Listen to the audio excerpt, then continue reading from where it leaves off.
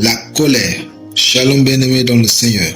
Notre méditation du jour s'intitule La colère, première partie. Nous tirons notre texte en Éphésiens 4, 27 qui nous dit ceci. Si vous vous mettez en colère, ne péchez point, que le soleil ne se couche pas sur votre colère. Alléluia.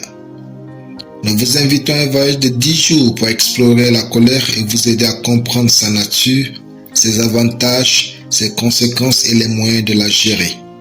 L'importance de ce sujet est double. D'une part, la colère peut détruire votre vie, peu importe vos talents ou vos dons. D'autre part, elle peut anéantir ce que Dieu vous a promis même s'il est pleinement avec vous. Ne vous mettez pas en colère. Profitez de ce voyage et découvrez avec nous cette vérité fondamentale. Déjà, qu'est-ce que la colère? La colère est le fait de ne pas être calme à l'intérieur. Parce que vous semblez calme à l'extérieur, cela ne prouve pas que vous n'ayez pas emmagasiné en vous de la colère. Si vous n'entrez donc pas en vous pour vous examiner, vous risquez de commettre l'irréparable. La colère est un sentiment vif et souvent violent pour ceux qui blessent.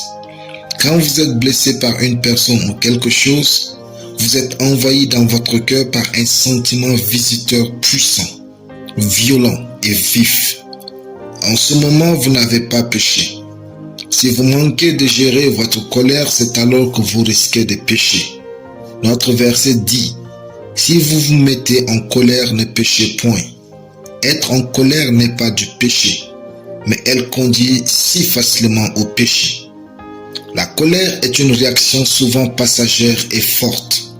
Malheureusement, beaucoup détruisent des choses permanentes dans leur vie à cause de cette colère qui n'est que passagère comme un visiteur. N'oubliez jamais que votre colère ne dure qu'un instant.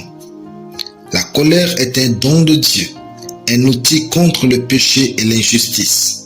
Si vous ne vous énervez pas, par exemple, lorsqu'une femme est violée ou qu'une personne est jugée injustement, vous avez un problème. Il doit y avoir des choses qui vous mettent en colère, car ce sentiment est un don qui aide à fuir le mal et à détester le péché. Enfin, la colère révèle l'état du cœur et le caractère d'une personne.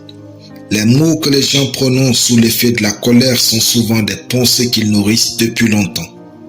Plusieurs se cachent derrière la colère pour dire ce qu'ils pensent vraiment de vous. Soyez donc attentifs aux paroles et aux attitudes des gens lorsqu'ils sont fâchés. Alléluia. Prions. Je confesse que ma joie, ma force et ma gloire ne se mêlent pas aux sentiments de colère au nom de Jésus. Amen. La lecture biblique en une année, Matthieu 25 à Matthieu 28. Soyez bénis, c'était le pain du ciel.